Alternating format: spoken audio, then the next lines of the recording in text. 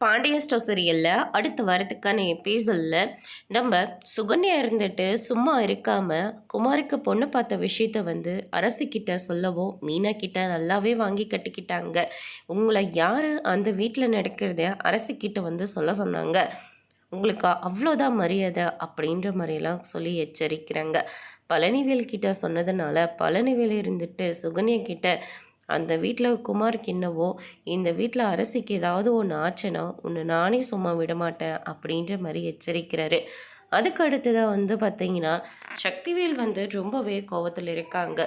குமார் வராரு, என்னடா நினச்சிட்டு இருக்கோம் மனசில் அப்படின்னு சொல்லிட்டு கேட்கவும், அவசியமாக தெரிஞ்சுக்கணுமாப்பா, என் மனசு முழுக்க அரசி மட்டும்தான் இருக்கா.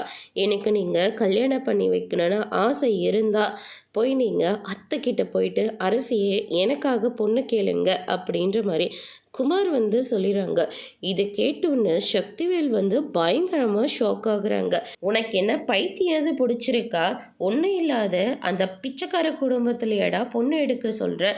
ஏற்கனவே கல்யாணம் ஆகாமல் ஆனதா சொல்லி இந்த வீட்டில் நாட்டாமல் பண்ணிட்டு இருந்தா அந்த பாண்டிய மக. அவளை எதுவும் உன்னால் பண்ணவே முடியல. கடைசியில் கட்டின தாலியே இல்லைன்னு சொல்லி அத்தனை பேர் முன்னாடியும் மூஞ்சில் வீசிட்டு போனா.